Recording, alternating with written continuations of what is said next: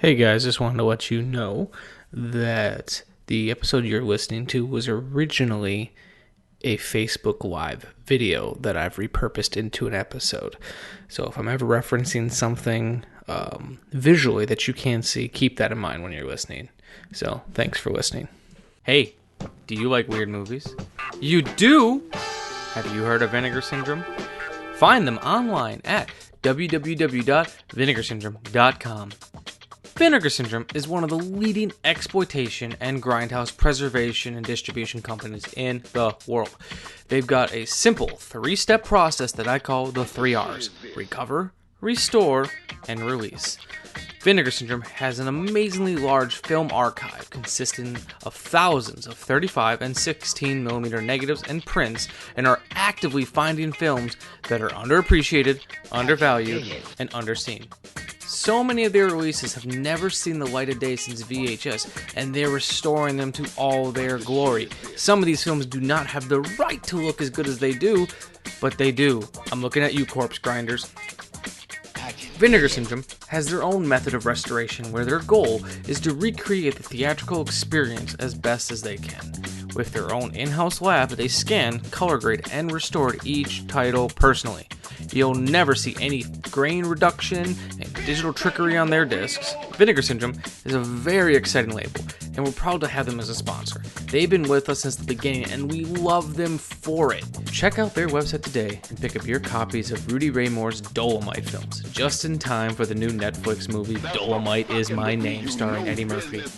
Also available is Hell Comes to Frogtown, starring Rowdy Roddy Piper, James Hong's The Vineyard, Pledge Night, Lust in the Dust, starring Divine, Putney Swope, the Amityville Cursed Collection, and much, much more.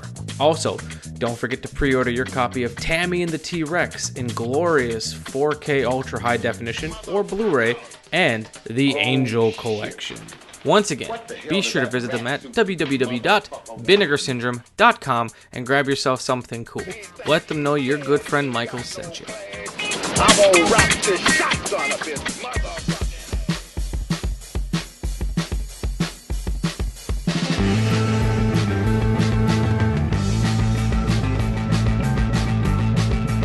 Warning! This movie podcast actually discusses movies. Be aware that it may discuss any of the following elements: endings, surprise twists, unexpected cameos, and all manner of spoilers. If this doesn't appeal to you, why listen to a movie podcast? Without further ado, please enjoy our feature presentation, The Shameless Picture Show.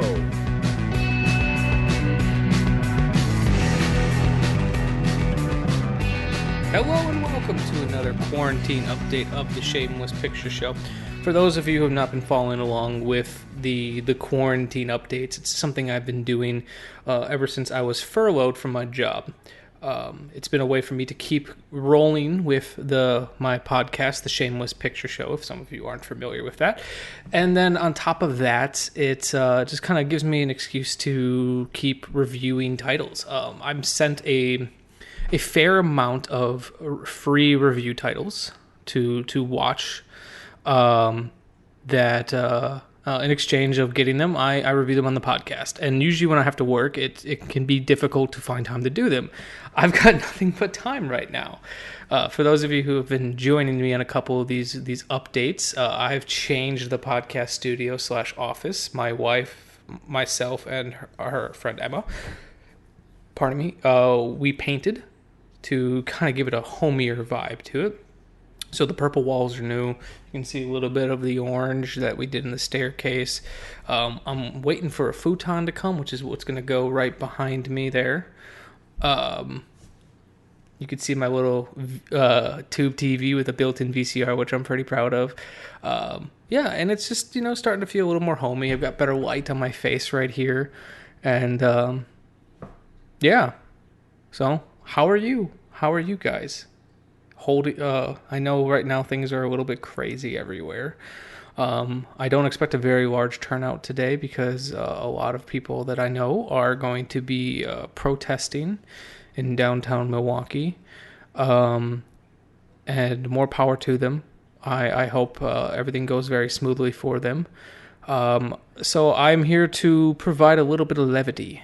I think that's kind of my role right this second is it helps kind of distract me from everything, and like I said, if it entertains you guys, it's even better. So like I said, this is just kind of an extension of my podcast that I do. But yeah, it's been I'm kind of settling into the world of being home all the time. It's weird for me. I've given myself schedules. So every morning I get up at a certain time with my wife, and we will usually have breakfast together, and we'll take the dogs out, let them run around in the yard to get some energy out, and maybe sometimes we'll watch something. We're very slowly working our way through the Clone Wars television show. I want to say we are only in the first season. We're still very close to the beginning of the Clone Wars, but me and Amanda are slowly working our way through that. And it's fun to have kind of this expanded universe opened up to us that I never really watched. When the Clone Wars TV show came out, I really thought it was going to be far more childish than it is. And there's some of that. But I think it's so far I've been really impressed by how well I think it's written. On top of that, so been getting my schedule down. Usually when Amanda leaves, I will watch something, whether that be a couple episodes of a TV show or a movie. I try to make that my time where I watch something for myself. Because with doing the podcast, I spend so much time watching stuff that I have to watch, and that's you can sometimes get beat down. And while the stuff that I have to watch is usually stuff I still enjoy or I'm looking forward to, it's nice to make time for stuff. So this morning, what I watched, I gave myself a little bit of time to watch something, like I said, that I wanted to watch. So I watched since. Just last night, I had rewatched American Movie, which is one of my favorite documentaries. It's a very inspiring documentary for myself. I saw it at a young age. I saw it before I went to film school. I saw it when I was still in high school, and it was my first time ever seeing anyone make a movie in a way that I felt like I could do it. Because I watched behind-the-scenes featurettes of DVDs and Blu-rays, which was my early film school, but it all seemed so big. I was a failure, and I get very sad and depressed about it, and I can't be that no more. Because I really feel like I've betrayed myself big time. Because I think when I know when I was growing up, I had all the potential in the world. Now I'm back to being Mark, who has a beer in his hand and is thinking about the great American script and the great American movie. And this time I cannot fail. I won't fail. It's not in me. You don't get second chances and mess them up. You'd be a fool to. Not just finishing films or in the long run getting some money, but it's right now. I feel like it's, like I said, 5, 10, 15 years ago. Now I've got the same options again, and this time I'm not going to fail. This time it's most important not to fail, just to drink and dream, but rather to create and complete. When did you first get involved, and how and why? Well, I think I had done a radio show with Mark first, and then as part of the radio show, he had mentioned other projects he was doing. Not the 11th hour, this is the 12th hour. Lisa and Uncle Ed, radio show. Dear girl, do you know what you possess in your hand? Do you have any idea of its capabilities? Do you have any reasonable semblance? Look, what we're doing right here, it's past 3 o'clock. Oh my God, it's 20 after 3. We've got to get these pages printed. We've got to get them straight to the copier. We've got madmen putting scarecrows up front. God knows why. They have no pragmatic purpose to the show, but I'd like to keep the troops motivated. Idle hands are known to be the devil's workshop, so we want to keep things along, you know. I'm sitting here, you're asking me questions. I'm trying to get this finished. I've got people walking around. I wish I could give them destinies, but I have to adhere to this keyboard. He asked me to come over and help him out. He said he needs some help. I'm always helping him with his films, and we used to do a lot of partying together, but I don't party anymore. Filmmaking felt so out of reach, something that I couldn't possibly ever do. Because they always had, such big impressive cameras, they had so many crew members, they had lights, they had all this stuff. American Movie was the first time that I'd ever seen a small, low-budget production get made. And it made it feel tangible. And I know some people complain about American Movie and say that it's exploiting its subject of Mark Borchardt.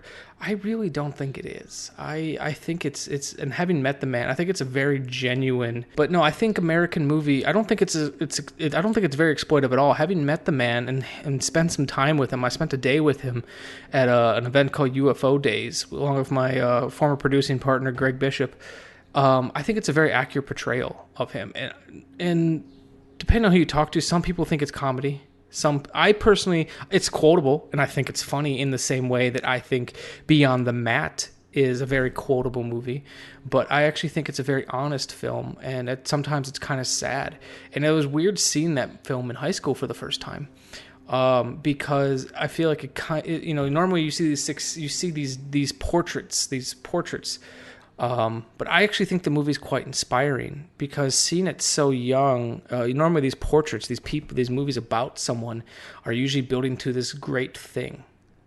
And unfortunately, he never really got a chance he never really had that big thing. He finished the movie, and that was a big monumental, but to my knowledge, he never made Northwestern.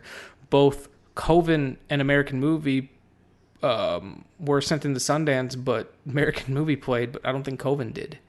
And it's kind of humbling that despite everything, he is still optimistic and still wants to make stuff. And he still has a passion for it.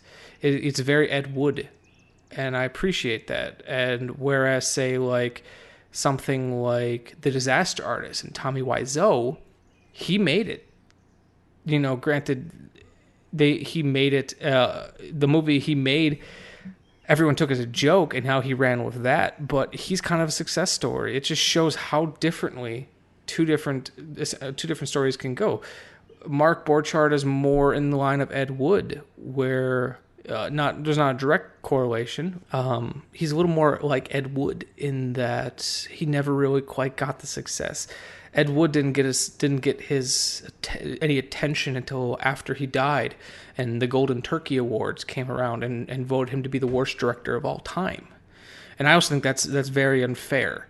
I'm not going to go into my entire thought process of why I don't think Ed Wood is that bad of a director, but no, I had gotten to see American Movie for the first time since high school, and I still think it was pretty impactful. And I really, I don't know, I think it spoke more to me now than I think it even did when I was younger. But anyways, this has been a long tangent, and I did get a copy of American Movie thanks to my buddy Jay Gilkay, the promoter of Mondo Lucha. He's downsizing and pretty much said, "Here, take my copy." So I got a free copy of American Movie, and that's not an easy movie to find. But if anyone has a VHS copy of Coven they don't want, I will gladly take that. I watched American Movie last night, and I kind of wanted to chase that up with. So that was one of Chris Smith's first movies. So I wanted to see I hadn't seen his Fyre Fest documentary, but I really wanted to see Jim and Andy, which is on Netflix. And it's kind of a fascinating documentary. It's about, for those of you who aren't familiar, it's kind of the story of the movie Man in the Moon, but more than that.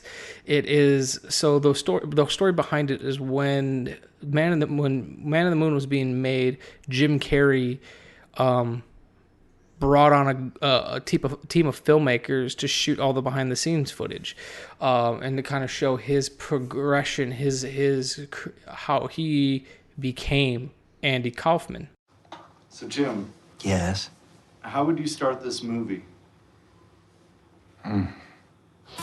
Good evening, ladies and gentlemen. My name is Jim Carrey, and how are you this evening? Alrighty then. Finding out you have something special and it gets a reaction.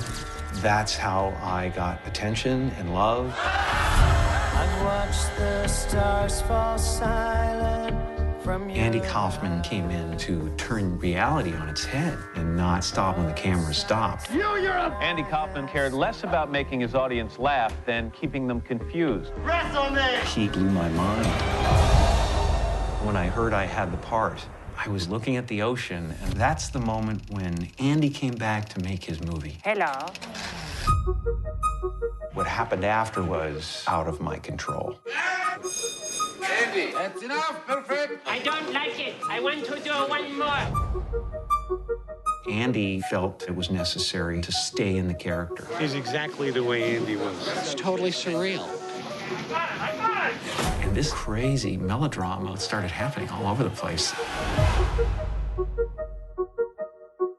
Jimmy said they came down hard. Who's they?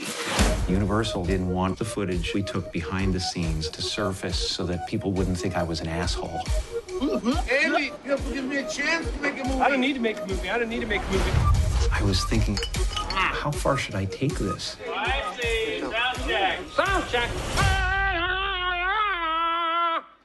It's working. How far would Andy take it? And it was actually shot by Andy Kaufman's wife, who, when you die, is it really your ex-wife? No, it's your widow. It's your widow. It was shot by Andy Kaufman's widow and a good friend of his. And Chris Smith came later on and finished the film and shot these wraparounds with Jim Carrey. And I think the film is great, but it's not really one I want to go back to because I found myself actually getting really annoyed with Jim Carrey. And that's probably the point because he claims he was possessed by the spirit of Andy Kaufman. And Andy Kaufman was the one starring in that film. And Jim Carrey wasn't there. And he has this whole fucking explanation about how that happens and how he's just a vessel for these characters. I find it kind of eye-rolling. But what I find fascinating is that he completely believes this 100%, and he sticks to this story. And what's more interesting than a behind-the-scenes making of Man on the Moon or seeing Jim Carrey pretend to be Andy Kaufman and annoy everyone who knew Andy Kaufman. And it's funny, some of them even say this is exactly what Andy would do. The only person who was not happy with it was Jerry the King Lawler because Jim Carrey just kept fucking with him the entire movie.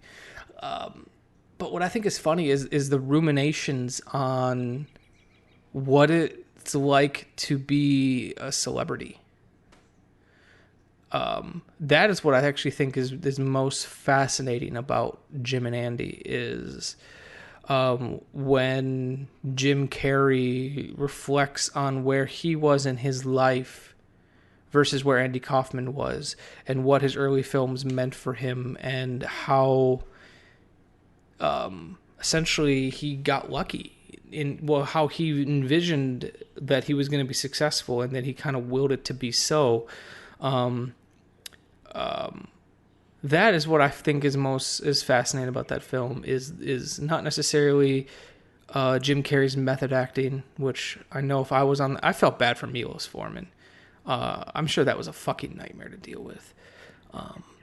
But what I felt most fascinating about that film is Jim Carrey himself, and I don't know. He claims that he's in a happier place in his life, but he seems sad. I don't know. Granted, this is just from a sit-down interview, so it's not like I've actually talked to him, but just something seemed off about Jim Carrey in that movie. So yeah, I watched Jim and Andy. I don't know. I thought the film was great, but it's not one that I necessarily feel like I need to go back to very often, but I do recommend everyone go see it.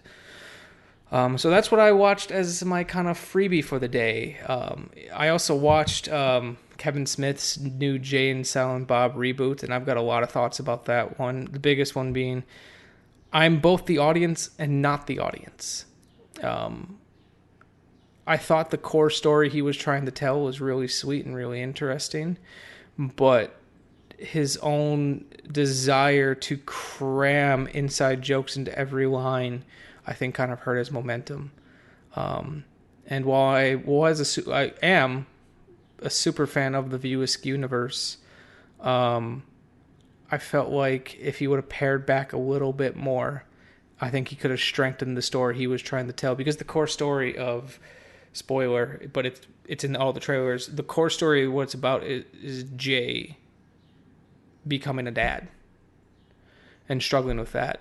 And I know Jason Mewes had just recently become a dad, and so I was wondering if that was going to play a parallel into it. And Jason Mewes' kid does have a cameo in that film with Ben Affleck. And yes, Ben Affleck's cameo at the end of the film I thought was scene stealing. And it made me remember why Chasing Amy is my favorite movie that Kevin Smith has done.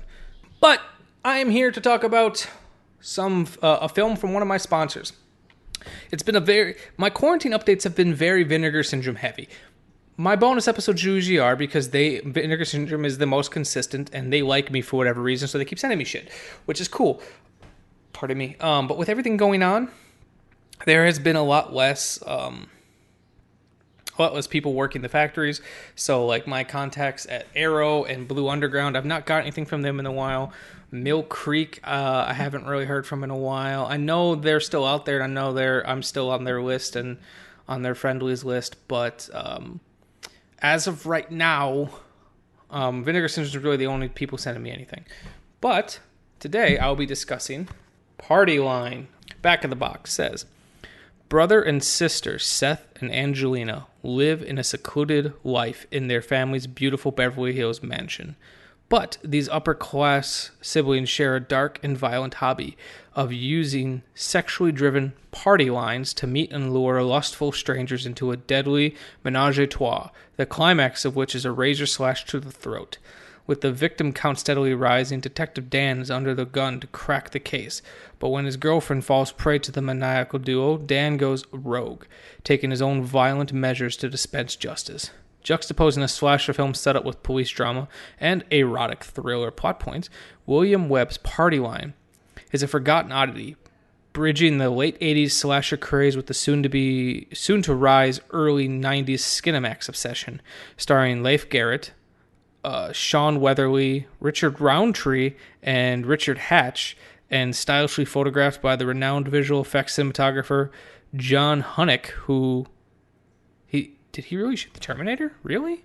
Vinegar Syndrome brings Party Line to Blu-ray for the first time, newly restored in 4K from its original 35mm camera negative.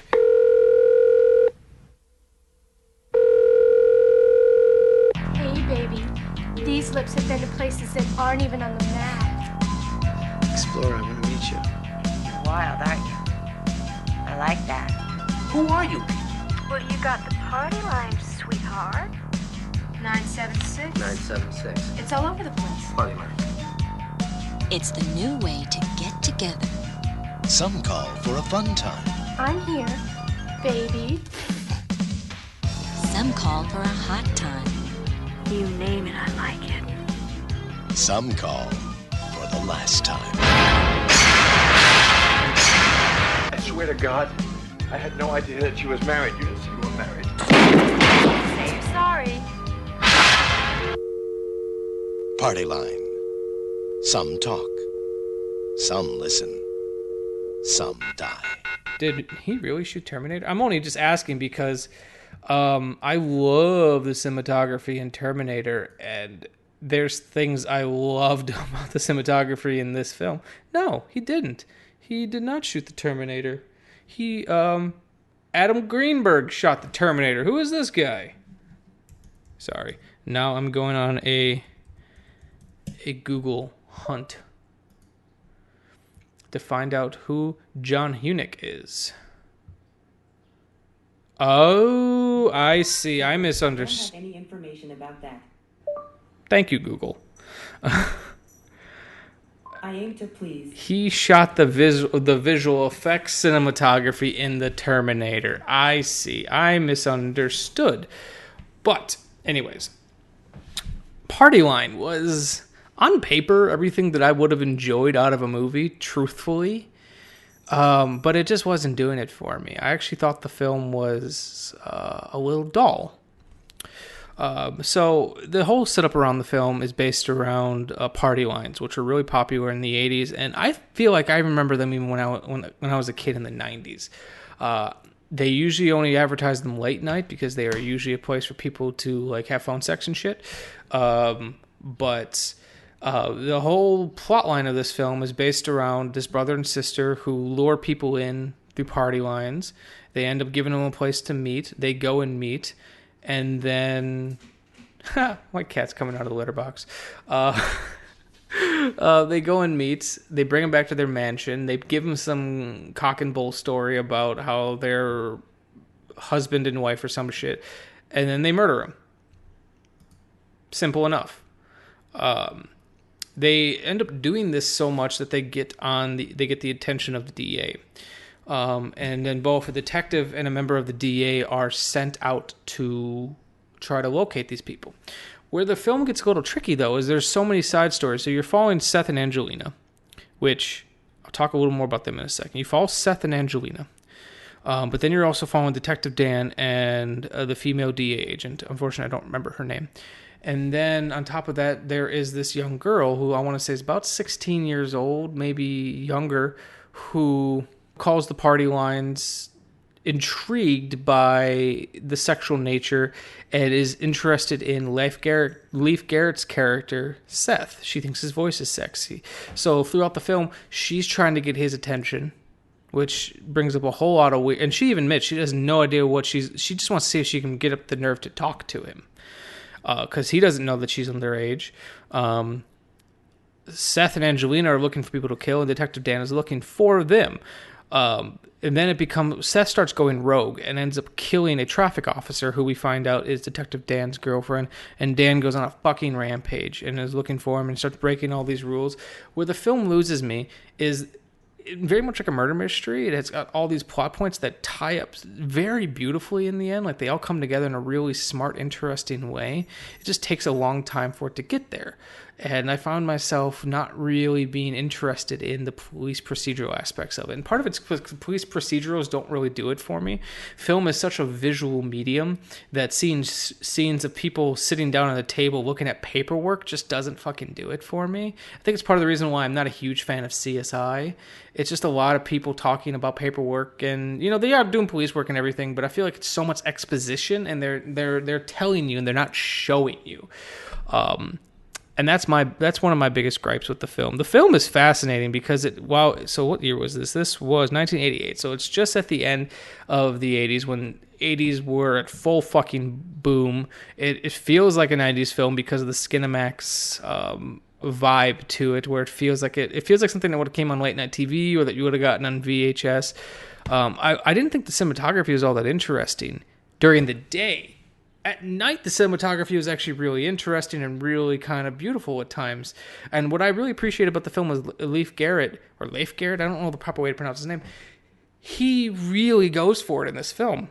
I don't really want to spoil all the twists and turns, but we find out that there's obviously, since he's murdering people, there's something mentally wrong with Seth and Angelina. We find out that Seth definitely is having some issues. He has some mother issues where we are introduced to him at one point wearing his mother's wedding dress, and his sister finds him, and they kind of come to blows about it. And the entire film, you kind of get the idea that he's really doing this as a way to like revenge, to get vengeance on his mother's death. Both of their parents are dead and they're orphans at this point. So it's really interesting. I actually feel like all the plot lines while the plot lines all came together very smoothly, they could have cut out a couple of these plot lines and it would have really helped the momentum of the film. I thought the film was just okay. There was, funny enough, and it's always impressive when this happens. There's obviously throat slashings in the film with a straight razor, and the build-up for them, you always see them coming, but they were still shocking. I saw them coming. I knew what they were going to do, and I still found myself going, oh. And if that can happen, like if I can predict something is coming and it still gets to me, that's fucking cool. So it's pretty well directed. I thought all the acting was really good. I just found myself not caring all that much. I was kind of bored. And I really wanted to like Party Line because I thought the synopsis for the film I thought was really interesting, and who doesn't like Richard Roundtree and Leif Garrett? So Party Line, I know there's an audience for this film. If you are kind of interested in like the sleazier, like this is in the back of the box, the Skinamax type of films, I think it's definitely worth it in that regard. But if you're looking for something a little bit more slasher or giallo influenced, I think Party Line leaves a lot to be desired. But like I said, what it does very well is it ties together these storylines so perfectly. Like, the third act of this film is really, the late second act to third act of this film is really, really solid. Meanders a little bit at the setup, but once you get to the midpoint onward, it's really solid if it's storytelling. So, special features say the film was newly scanned and restored in 4K from its 35 millimeter original camera negative. There's a interview called Party Line Fever, interviews with screenwriter Richard Brands, and I started watching it. I didn't care enough about the movie to really watch it all the way through, but I do want to go back and see if he talks about kind of the structure of the film, because that, I think, is what interests me more. There's the original theatrical trailer, reversible cover artwork, which is what I've currently got queued up on here because I think it's better than the other artwork. English SDH subtitles, directed by William Webb, starring Richard Hatch, Richard Roundtree, Sean Weatherly, Leif Garrett, and Greta Blackburn. The film was from 1988, 90 minutes, color 1.851 widescreen, and it's got a DTS mono soundtrack. I think that's it, guys. This is one of my shorter ones, but I wanted to come on here talk about Party Line. I've got some more reviews coming soon, and as always, I appreciate you listening. And I looks like I got some new members of the audience in today, which is what I wanted. If you're not familiar with my podcast, please, for me, check it out. I'm really proud of it. I've been doing it for 4 years. It's called The Shame List Picture Show. The whole thought process behind it is, when I was in film school, I had occasionally encounter movies that I haven't seen. And it happens. I know everyone's like, you're the movie guy. But trust me, I've probably seen more movies than most people have forgotten in their life. And you just miss shit, especially once it's for me, especially sometimes some of the bigger stuff I put off so I can find the weird stuff. That's just my way of doing things. And usually people are like, oh, have you seen Apocalypse Now? And you're like, yeah, it's great. And I've never seen it. I've never seen Apocalypse Now. It's on the Shame List. It's going to be an episode, but me and my co-host Nick, we wanted to start a show where we have a platform to talk about these films sans judgment. Oh, you haven't seen this film? Cool, let's watch it. Let's discuss it. We had a very interesting slew of couple films. Like, we just Alien was our last episode. I think it's a really, really solid episode. We talk quite in depth about editing techniques and why the film works so well and why it's so claustrophobic. The episode that's coming up Monday will be Ghostbusters 1984. I'd never seen Ghostbusters. I had seen most of the Ghostbusters. It came on television all the time, so I always saw bits and pieces of Ghostbusters, but I never watched it beginning to end. So we watched Ghostbusters, and then we watched the 2016 Ghostbusters. We're talking about them. And that's going to be next episode. And we talk in depth about some potentially problematic aspects of the movie. And I think it's great. I think it's actually one of our better episodes. Rocky is one of our great episodes. Rocky, which I have my good friend and former producing partner, Gregory Bishop, on the show. And then I got Lloyd Kaufman on that episode. That's fucking awesome. He talks about working on Rocky, working with John Avildsen. So yeah, if you haven't checked out the show, I really appreciate if you would. I've been told by people that even if you haven't seen the movie we're discussing, it does not hurt the enjoyment of the show. Obviously, we spoil things, so if you care about spoilers, maybe avoid episodes for movies you really want to see. But if you guys could throw me a like, throw me a star rating, give me a rating, give me a review, give me all that stuff, and just share episodes you like, that would mean the world to me. So you can find us on Spotify, Apple Podcasts, Google Play, Libsyn, Stitcher Radio, and if there's somewhere you listen to podcasts and you can't find the show, let me know. Once again, Spotify, Google Play, Apple Podcasts, Stitcher, Libsyn, and I've even been told we're floating around on some of the weird ones too. I appreciate you guys jumping in. This is a pretty successful episode for me. I've been talking to you for we are on Spotify. We just look for the podcast, The Shame List Picture Show. I've got 4 years of content on there, buddy. There's plenty there. I'm sure there's a couple movies you'd love to hear me talk about. So I've been talking to you for about 33 minutes. I've got to go and finish up a Patreon episode, which should be up today. I've also got a bonus episode that'll be released today. In the Patreon episode, I'm live reviewing Toxic Avenger on VHS on that little TV right behind me. So thanks for watching, guys. As always, I really appreciate rate, review, subscribe. If you like what I'm doing, please let me know. And if you don't like what I'm doing, well, I've got 2 words for you. Watch movies. Thanks for listening, guys. The Shameless Picture Show is recorded in Milwaukee, Wisconsin and Easton, Maryland, is hosted and produced by Nick Richards and Michael Viers, and is more often than not edited by Michael Viers. Any TV or YouTube versions of the show to date have been edited by Nick Richards, Tyler Hanna, or Dina Villani. Our opening theme music was written especially for us by The Directionals, with narration from Zach McLean. The end credit music you're enjoying at the moment was generously provided by my friends in the band 10 Speed, and our new kick-ass logo was designed by Amanda Viers. A special thank you to all of our Patreon supporters and to our generous sponsors at Mill Creek Entertainment and Vinegar Syndrome.